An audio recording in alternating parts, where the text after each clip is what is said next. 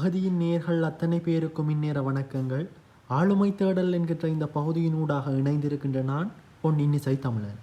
ஒவ்வொரு மாதமும் இந்த நிகழ்ச்சியினூடாக சமூகத்திலே தனித்துவம் மிக்கவர்களை ஆவணப்படுத்துகின்ற என்ற நோக்கிலே இந்த மாதம் இந்த நிகழ்ச்சியின் 2வது பாகத்தில் உங்களை சந்திப்பதில் மன மகிழ்ச்சி அடைகின்றேன். அந்த வகையில இந்த மாதம் இந்த ஆளுமை தேடல் என்ற நிகழ்ச்சியில உங்களுக்கு அறிமுகப்படுத்தக்கூடிய நபராக இருப்பவர் எமது நாட்டின், அதாவது எமது வடக்கு கிழக்கை பொறுத்தவரையிலே எமது தேசத்தின் பொருளாதாரத்துல மிக முக்கிய பங்கு வகிக்கிற இந்த பனை தென்னை வள செயற்பாடுகள், அதாவது இந்த தென்னையில இருந்து அந்த கல் இறக்குதல் போன்ற அந்த தொழில்கள்ல கடந்த ஒரு இந்த வருகின்ற வருடத்தோடு சேர்த்து 40 வருடம் இன்னும் அந்த இளமை காலத்திலிருந்து இன்னும் இந்த வயதிலும் அந்த செயற்பாடுகளில் ஈடுபட்டு கொண்டிருக்கக்கூடியவர் தனியவே இவற்றோடு மட்டும் இருந்து விடாது இந்த அபிவிருத்தி சபை மன்னிக்க வேண்டும், அந்த பனை தென்னை வள அபிவிருத்தி சபையான அந்த சங்கங்களிலும் கடந்த முன்னைய காலங்களிலே சில வருடங்கள் தலைவராக கடமையாற்றிய ஒருவர் திரு வல்லிபுரம் முத்துராசா அவர்களை இந்த தளத்தினூடாக இன்றைய தினத்திலே உங்களுக்கு அறிமுகப்படுத்துகிறேன். வணக்கம் ஐயா. வணக்கம். வணக்கம். அப்ப இந்த இதுல நீங்கள் 40 வருஷமா தாண்டி கொண்டிருக்கிறீங்க. உங்களோட இந்த வயது வந்த காலத்திலும் கூட இதை உங்களுக்கு செய்யறதுக்கு உங்களோட உடல்நிலை என்ன மாதிரி, அதை இன்னும் அது செய்யக்கூடிய இது இருக்கோ அல்லது குடும்ப சூழ்நிலை காரணமாக நீங்க அவற்றில ஈடுபடுறீங்களோன்றத ஆரம்பத்தை கேள்வியா வச்சுக்கொண்டு இதை தொடரலாம்னு நினைக்கிறேன். வணக்கம். இந்த நிகழ்வுக்கு என்னை இங்கே அறிமுகப்படுத்தி வரவழைத்த உங்களுக்கு மனமார்ந்த நன்றியை தெரிவித்து, இந்த நிறுவனம் 1972ஆம் ஆண்டு ஸ்தாபிக்கப்பட்டது. அன்றைய காலகட்டத்தில் இந்த நிறுவனங்களை விட அன்றைய உற்பத்திகள் ஒரு ஸ்திரமற்ற நிலையில் உள்ளது. அவ்வளவு ஒரு சீராக இல்லை. ஒரு மிகவும் ஒரு கீழ்த்தரமான நிலையைத்தான் அது அந்த நேரத்தில் இருந்தது.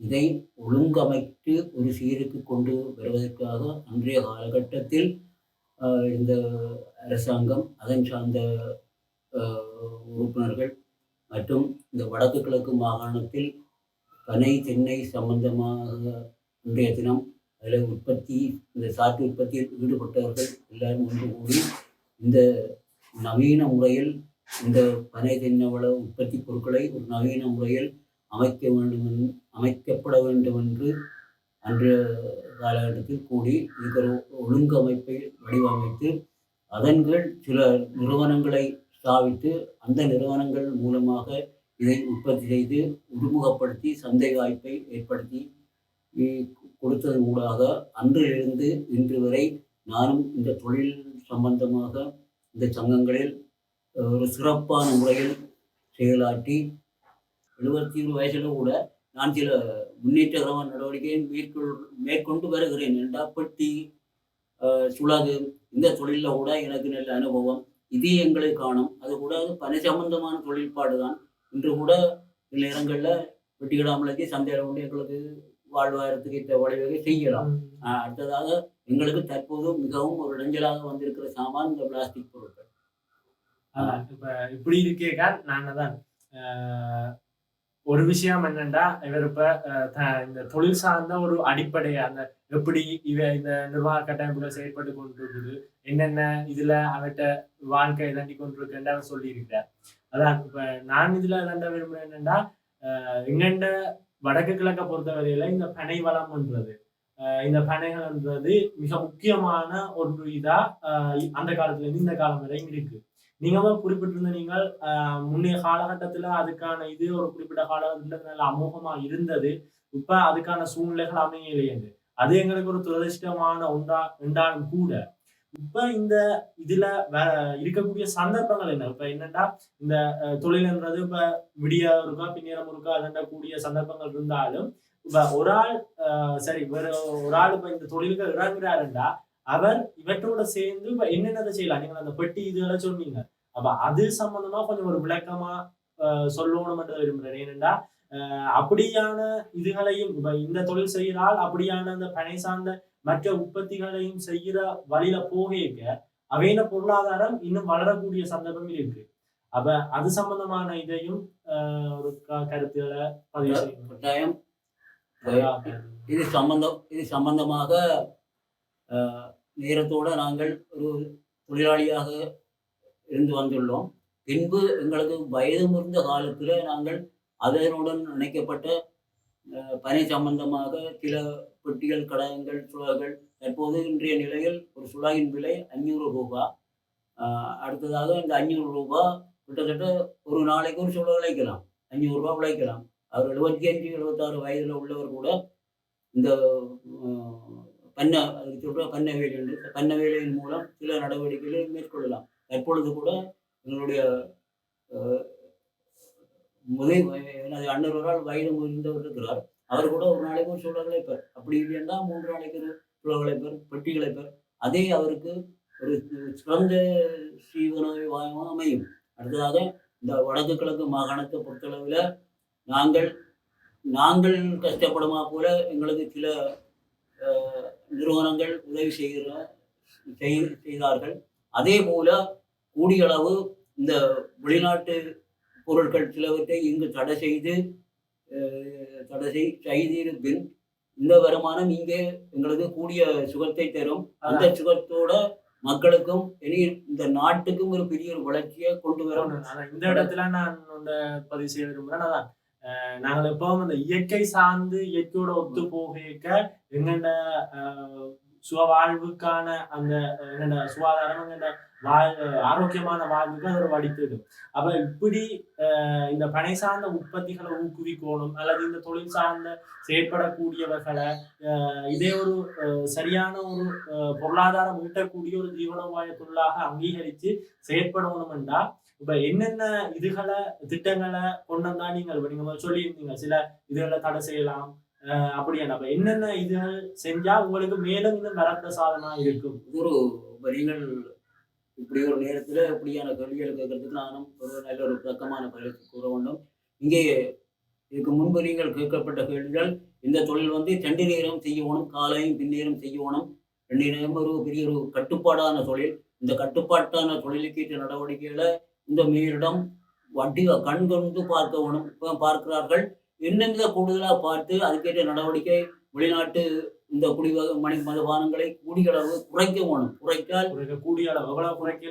எவ்வளவு குறைக்கலுமோ குறைத்தால் எங்களுடைய வாழ்வாதாரம் பெரும் ஜீவனோபாயமாக அமையும்.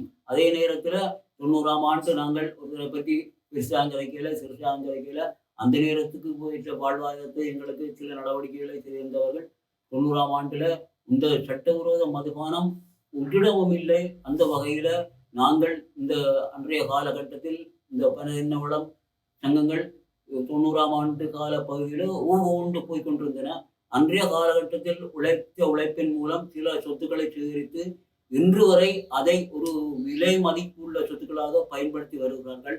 அன்றைய காலகட்டத்தில் அப்படி உழைக்கையில் என்றால் இப்போ அப்படி ஒரு சொத்து வராது. சில சங்கங்கள் பணங்களை சேர்த்து வெற்றியில போட்டு அதன் வார லாபங்கள் ஊடாக அங்கத்தவர்களுக்கு சில வாழ்வாதாரங்களை வழங்கி வருகிறார்கள். அப்படி இருந்த அந்த காலத்தில் இந்த மாதிரி இப்ப எப்படியும் இருக்கணும். நாங்கள் ஒரு சங்கங்கள் சில நிகரற்ற லாபத்தில் வரும். அதோட அதன் சார்ந்த உற்பத்தி செய்யும் தொழிலாளர்கள் கூட திறம்பட வருவார்கள் என்றது உண்மை. அப்ப மற்றது இந்த சரி, இப்ப இப்படியான சூழ்நிலைகள் இருக்கேக்க ஒரு தொழிலாளியை எடுத்து பார்த்தா அவருக்கு ஆரம்ப இப்ப ஒரு பேனை ஒரு குறிப்பிட்ட ஒரு இன்னொரு வளவுக்கு இருக்கிற ஒரு பேனையில அவர் அந்த தொழிலை செய்கிறாருங்களா இதன்றாருன்னா அந்த வளவுக்காரருக்கு வருடத்துக்கு ஒரு குறிப்பிட்ட தொகை கொடுக்கணும். பிறகு அதை அவர் கொண்டு அங்க குடுக்கையும் அந்த சங்கத்துல அந்த பானத்தை குடுக்கையும் அது ஒரு என்ன விலை உரிய விலையில எதோ தெரியாது. இப்படி இருக்க சாதாரணமா ஒரு இதுல செயற்பட்டு கொண்டிருக்க இதை ஒரு முன்னேற தொழிலாக எடுத்து செயற்பட்டு கொண்டிருக்கிறார்.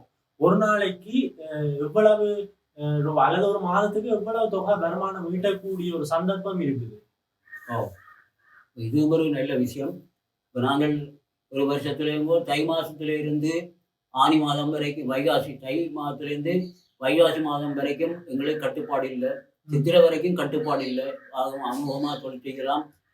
பின்பு சித்திரை மாதம் கழிந்தவுடன், மாசி பங்குனி சித்திரை மாதம் கழிந்தவுடன் இந்த எங்களுடைய தொழிற்சாலைகள், இந்த ஒவ்வொரு சங்கங்களும் தங்களுக்கு ஏற்ற மாதிரி இந்த போக்குவரத்து ஃபேக்டரியை அதை மிஞ்சி சில வடிசாலைகள், சாராயம் படிக்கிற தொழிற்சாலைகளை நிறுவியுள்ளார்கள்.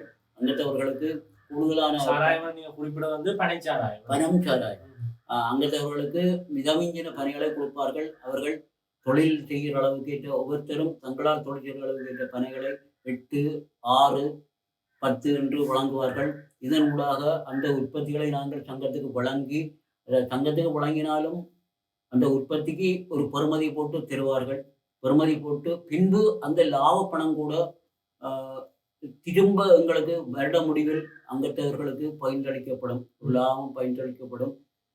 அந்த வகையில் நாங்கள் இந்த பணக்காரருக்கு சில பணிகளை தோட்டமாக குத்தகை எடுப்பார்கள். அன்றைய காலகட்டத்தில் 10,000, 15,000 ஒரு தோட்டத்துக்கு கொடுத்து அதே முழுமையாக தொழில் செய்வார்கள். 1 பனை, 2 பனை, 3 பனை உள்ள வீடுகளில் செய்வதாக இருந்தால் அதற்கு 400 ரூபா, 500 ரூபா, 800 ரூபான்ற அடிப்படை ஒரு எவ்வளவு காலத்துக்கான ஒரு வருஷம், ஒரு வருஷத்துக்கு நாங்கள் தைப்பூரத்தை துவங்கினா மார்கழி வரைக்கும் அது அந்த கணக்கில் தான் இந்த பனை விளம். தென்னை விளமும் அப்படித்தான். தென்னை விளம் அது ஆங்கில துவங்கினா அடுத்த வைகாசி வரைக்கும் தொழில் செய்யலாம். நான் கூறியது போல அன்றைய காலகட்டத்தில் இந்த 90ஆம் ஆண்டு 95ஆம் ஆண்டு கால பகுதியில் ஒரு தொழிலாளியின் நிகர உழைப்பு கிட்டத்தட்ட ஒரு 70,000 ரூபாய் வரும். மாதம் 70,000 ரூபாய். அவரால் 70,000 நாங்கள் சொல்றோம். அவர் கூடிய வலிமை பெற்றுத்தான் அவ்வளவு காசையும் உழைக்க மாட்டார். 2 நேரம் அவர், அதுவும் பின்னேரங்கள்ல, மாலை நேரங்கள்ல 3 மணிக்கு அநேகமான வெயில்ல, அதுக்கப்புறம் குறிப்பிட்ட காலம் வரும் வரைக்கும் கிட்டத்தட்ட ஆனி, ஆடி, ஆவணி, ஆவணி புரட்டாதி ஒரு 15 அந்த தொழிலெல்லாம் முடியும் பேர்ந்து உழைக்கிறார். பேர்ந்தவர் ஒரு கணக்கா தன் சாப்பாட்டுக்கு ஏற்ற மாதிரி உழைக்கிறார். அது அந்த அன்றைய காலகட்டம் ஒரு பொன்னான காலகட்டம். அன்றைய காலகட்டத்தில் சேர்ந்த பணம், அன்றைய காலகட்டத்தில் தாங்க நாங்கள் ஒரு திட்டங்களை உருவாக்கினாங்கள். ஒவ்வொருத்தருக்கும் இவ்வளவு சிரமங்களை கோணும், இவ்வளவு விபத்து கண்டா தட்டியெல்லாம் ஒரு பனை அவர் தொழில் சென்று பாதிப்பு அடைஞ்சா அந்த பாதிப்புக்கு ஏற்ற மாதிரி அவருக்கு பணம் வழங்குற காலம் அன்றைய காலகட்டம். அடுத்தது அன்றைய காலகட்டத்திலிருந்து நாங்கள் அந்த பணங்களை ஒரு திட்டங்களுக்கும் ஒதுக்கி அன்றிலிருந்து இன்று வரைக்கும் அந்த பணங்கள் ஒதுக்கப்பட்டே இருக்குது. அதுக்கும் பணம் போட்டுக்கொண்டே இருக்கிறார்கள். அடுத்தது 60 வயது வந்ததுக்கு பிறகு அந்த பென்ஷன் திட்டம் உருவாக்கி அதன் ஊடாக சில பேருக்கு நிறைய வருமானம் பின்னடிக்கு அவர்கள் உழைத்து கலைத்தவர்களுடைய ரீதியில் அவர்களுக்கு கிட்டத்தட்ட ஒரு குறைஞ்சது ஒரு 10,000 ரூபாய் பென்ஷன் பார் அளவு கூட இந்த சங்கம் ஏற்படுத்தி கொடுத்தது. எல்லாம் இந்த நீங்க சொல்ற அந்த திட்டங்கள் எல்லாம் உங்களோட அந்த சங்கம் பனைத்தென்னை அபிவிருத்தி சங்கத்தால நடைமுறைப்படுத்தி வருது. உங்களுக்கு இந்த பிறகு இந்த ஓய்வூதியம் வர்றதெல்லாம் நீங்க தொழில் செய்ய ஒரு குறிப்பிட்ட தொகை அந்த சங்கத்துல நீங்க கட்டுற பணம் தான் பிறகு உங்களுக்கு இந்த வகையில வருது. அது அவையவர்கள் ஒரு சிறு தொகையை கழிப்பார்கள். ₹1, ₹50, ₹2 கழிப்பார்கள். அதை புறம்பா சேர்த்து வச்சு எங்களுக்கு ஒரு பென்ஷன் திட்டம்.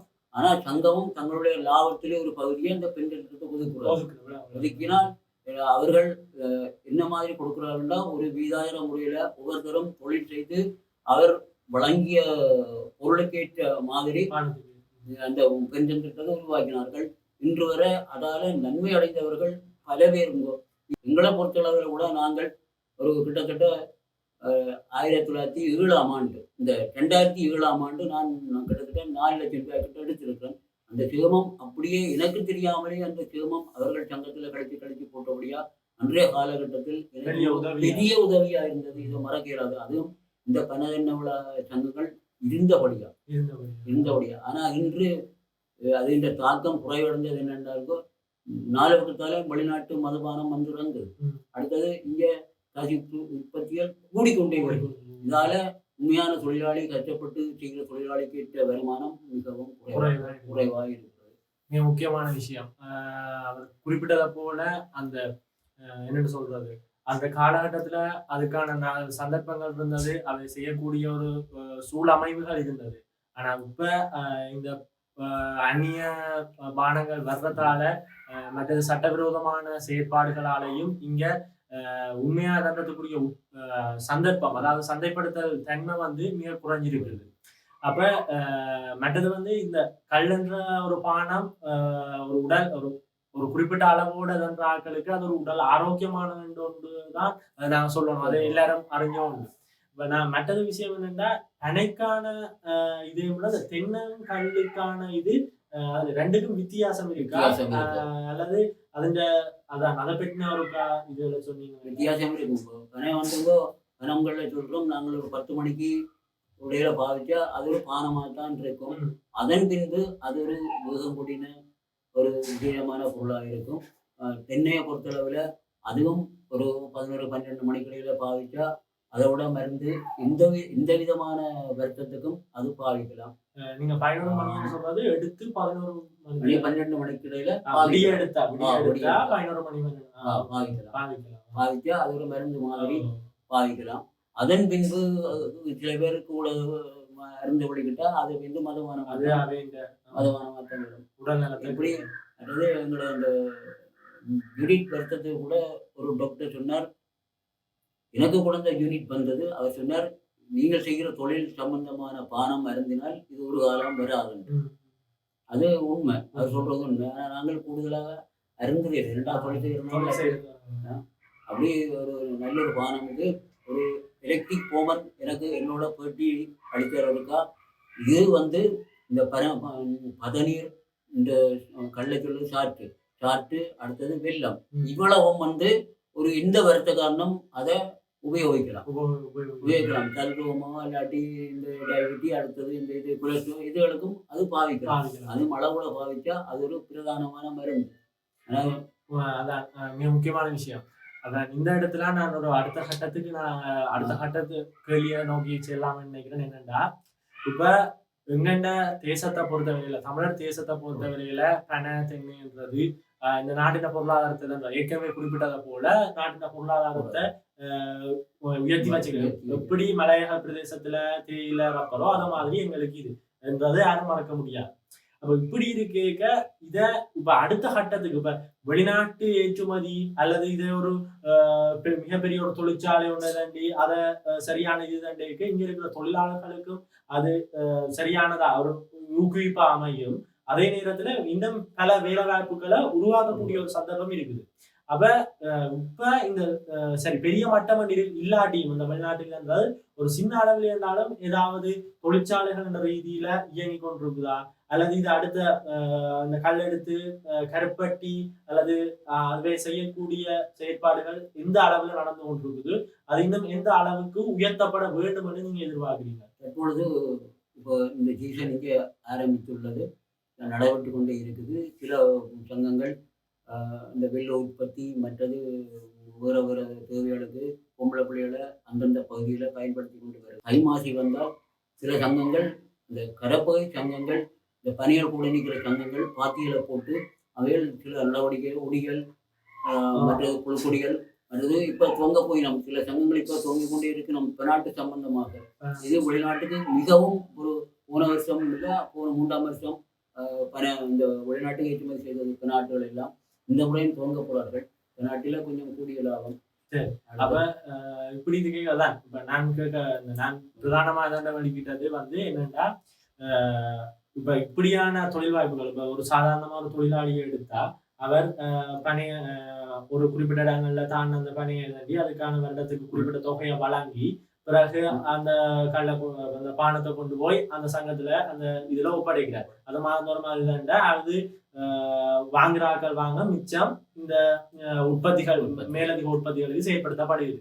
இப்ப நான் இதுல கேட்க விரும்புறேன் என்னண்டா, இப்ப ஒரு தொழில் முனைவோர்கள், அதாவது இந்த இத பெரிய பெரிய மிகப்பெரிய அளவுல செயற்படுத்த போற ஒரு தொழிற்பேட்டை ஒன்றை உருவாக்கி இத இந்த பானங்களை எடுத்து இதண்டா போய் நம்ம யோசிக்கிற ஆட்கள், இதுக்கு யோசிக்கிற ஆட்கள் இதுக்குள்ள இப்ப அந்த என்ன ஒரு பெரிய ஒரு முதலிட போயினோம்டா இங்க இருக்கிற சூழமைப்புகளை புரிஞ்சு கொள்வோம். அப்ப அது அந்த நோக்கில நான் இதன்றது என்னண்டா, இப்ப இந்த தொழிலுக்கு, அதாவது இந்த சாதாரண தொழிலுக்கு வரக்கூடிய அல்லது உங்களோட சங்கங்கள் இப்ப யாழ்ப்பாணத்துல ஒரு குறிப்பிட்ட சங்கங்கள் இருக்குதுண்டா, இந்த அவையோட சேர்ந்து செயல்படக்கூடிய இந்த தொழிலுக்கு வரக்கூடிய ஆட்கள் எண்ணிக்கை என்ன குறையுதா இல்லாட்டி இப்பவும் அந்த முதல் இருந்த மாதிரியே எல்லாரும் நாட்டமா செயற்பட்டு கொண்டிருக்கிறோமா என்ற தகவலை தான் நான் பெற யோசிக்கிறேன். இன்றைய காலகட்டத்தில் 72ஆம் ஆண்டு துவங்கியது நான் கிட்டத்தட்ட ஒரு குறிப்பாக 15 ரங்கம் பின் 20 ஆகி 22 ஆகி அவ்வளவு நெருக்கடியான காலகட்டம். அங்கத்தவர் கூட அநேகமாக நான் எங்களுடைய சங்கத்தை பற்றி நான் கூற வேண்டும். அன்றைய காலகட்டத்தில் கிட்டத்தட்ட 4000 5000 பேர் அன்றைய காலகட்டத்தில் தொழில் செய்தார்கள். பின்பு அவர்கள் வெளிநாடுகள் வேறு தொழில் செய்து கிட்டத்தட்ட ஊன்று ஓடிக்கொண்டு வந்த சங்கங்கள். நீங்கள் சொல்லுமாப்பல காலமே கட்டுப்பாடுகள் கூட 9 மணி 9:30க்குள்ள அவர்கள் உற்பத்தியை வழங்கணும். அந்த உற்பத்தியை வழங்கினா அவர்கள் அன்று எவ்வளவு விற்பனைக்கு எங்களுக்கு சமப்படுதோ அதை வைத்துக்கொண்டு மீதி முழுக்க வெள்ளி ஊத்துழைப்புக்கு அனுப்புவார்கள், மீதி படிசாலைக்கு அனுப்புவார்கள். அன்று அந்த வீண் விரியம் செய்யாத அளவுக்கு இந்த நடவடிக்கைகளை மேற்கொள்வார்கள். பின்பு ஒவ்வொரு சங்கத்திலிருந்தும் ஆட்கள் வெளிநாடுகள் என்ற ரீதியில் வெளிப்பட்டு வெளிநாடுகளுக்கு போனவர்களும் இந்த தொழில வேறு போனவர்களும் எண்ணிக்கையில் மிகவும் வீழ்ச்சி அடைந்தது. குறிப்பாக யாழ்ப்பாண சங்கம், அரியாலை சங்கம், இந்த சங்கங்களில் அன்றைய காலகட்டத்தில் தென்னை சிவராக்கள் கூட ஊண்டு போனவர்கள் கிட்டத்தட்ட நான் முதல் தென்னை இதன்றது சரியா குறைஞ்சு போச்சு. நான் முதல் கூறியது போல அவர்கள் ஒரு மாதத்துல 1,00,000 ரூபாவோட உழைச்சார்கள் இருக்கிறார்கள். இந்த 2-3 குறிப்பாக கொண்டாவில், யாழ்ப்பாணம், அரியாலை அங்க உற்பத்தி தென்னை என்றால் விலை கொஞ்சம் கூட இப்படி செய்தார்கள் கூட அங்கே இருக்கிறார்கள். பிறகு பின்பு உங்களுக்கு அந்த 5000 அங்கத்தவர்கள் இருந்தது உற்பத்தி நிலை என்ன மாதிரி உற்பத்தி நிலையிலேயோ கிட்டத்தட்ட எங்களை மட்டும் இந்த சங்கான ஐஜிஐ பிரிவில் உள்ளடக்கியது ஒரு 300-275 பேருக்குள் தான் 5000த்துல அணை தென்னை விழாவிடுத்தி இவை அதான் அந்த அளவு ஒரு எண்ணிக்கை குறைஞ்சிருக்கு இந்த தொழில் சார்ந்தது. இந்த இடத்துல நாங்கள் எல்லாரும் இந்த தமிழ் சமூகம் என்ற ரீதியில நின்று நிதானிக்க வேண்டிய ஒரு இடம். ஏனென்றா எங்கள்ட தேசத்தின் முக்கியமான பொருளாதாரத்தின் நிலை இப்ப எந்த அளவுக்கு குறைச்சோடு வந்திருக்கு, இனி எப்படி போகுதுன்றத எல்லாரும் நின்று நிதானிச்சு தான் தோணும். அதாவது தற்பொழுது எங்களுக்கு ஒரு பெரிய பாரிய வடிசாலை ஒன்று இருக்குது திக்கத்துல. அது ஒரு 2-3 வருஷமா இயங்காத சூழ்நிலையில காணப்படுகிறது. அதே வந்த ஆக்களும் சீக்கிரம் இருக்கிறோம். மற்றபடி மிஞ்சிற அந்த வடிசாலை சொல்றது அதை பற்றி ஒரு விளக்கத்தை சொன்னீங்க. சாராயம் படிக்கிற வடிசாலை, பணம் சாராயம் உற்பத்தி செய்யற ஒரு வடிசாலை வடமாகாணத்துல அதுதான் ஒன்று நிறுவப்பட்டு அது இப்ப தடைப்பட்டு போய் அதை விட ஒன்றும் இயங்குது 2 இயங்குது. ஆனா அதை போல இல்லை. ஒன்று பரணியில் ஒரு வடிசாலை இயங்குது, அடுத்தது மானிப்ப நவாலியில் ஒரு வடிசாலை இயங்குது. அது ஒரு குறிப்பிட்ட சங்கங்கள்ட்ட இல்லை.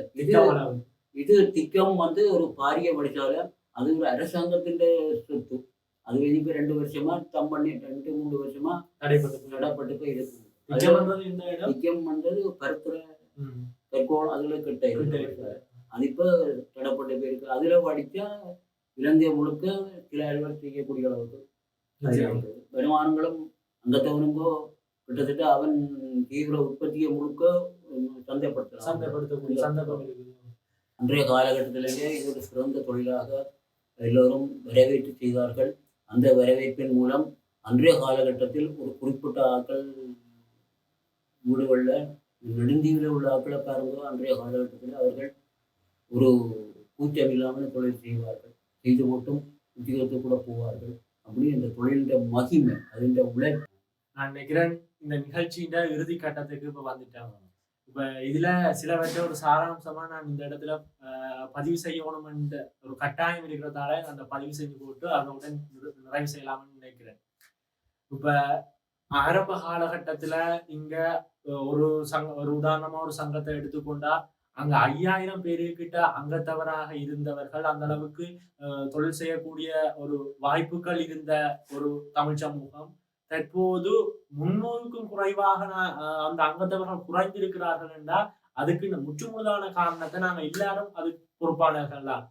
ஏனெண்டா அது அந்த ஐயா குறிப்பிடேக்க ஒரு இடத்துல குறிப்பிட்டிருந்தார். அந்த நெடுந்தீவில அவர்கள் அந்த வேலையை செஞ்சுட்டு இன்னொரு வேலைக்கு இடப்பாடு ஒரு பகுதி நேரமா செஞ்சுட்டு இன்னொரு வேலைக்கு போகக்கூடிய சந்தர்ப்பங்கள் எல்லாம் முதல் இருந்தது.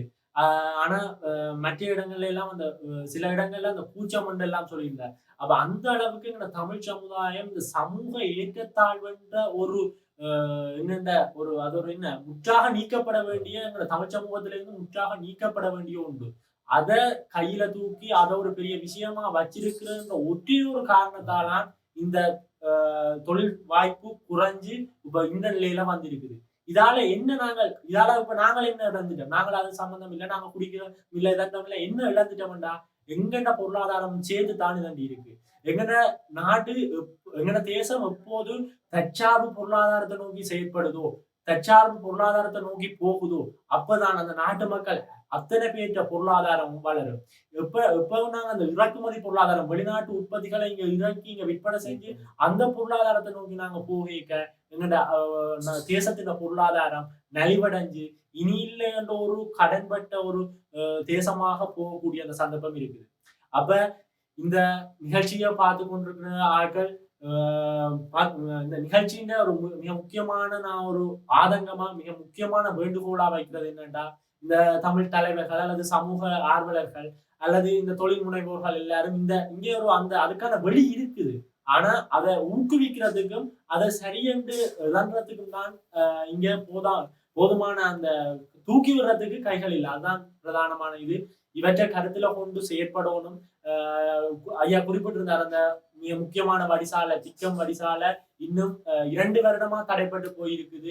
அதுக்கான இந்த நடவடிக்கையும் நின்றதாக இல்லையென்று அப்ப அவற்றையெல்லாம் நன்றோனும் என்றதை இந்த இடத்துல பதிவு செஞ்சு நன்றதுக்கான நடவடிக்கைகளுக்கு எமது தலைவர்கள் எமது ஆர்வலர்கள் நமது சமூக ஆர்வலர்கள் அனைவரும் நன்ற வேண்டும். இந்த எங்கட தேசத்தை பொறுத்தவரையில இந்த பனை தென்னை வளம் எந்த அளவு அபிவிருத்தி ஆகுதோ அது சார்ந்த உற்பத்திகள் எந்த அளவுக்கு ஊக்குவிக்கப்படுதோ அந்த அளவுக்கு நாங்களும் ஒரு ஆரோக்கியமான இயற்கையுடையான வாழ்வும் எங்கண்ட பொருளாதாரமும் நிமிந்து நிற்கும் என்றதை இந்த இடத்துல பதிவு செஞ்சு உங்களோட இந்த பொன்னா நேரத்தை ஒதுக்கி கூப்பிட்ட இந்த நேரத்திலையும் அவசரமா குறுகிய நேரத்துல வந்து உங்களோட கருத்துக்களை இந்த இடத்துல பதிவு செஞ்சதுக்கு மனமார்ந்த நன்றிகளை தெரிவித்துக் கொள்றேன்.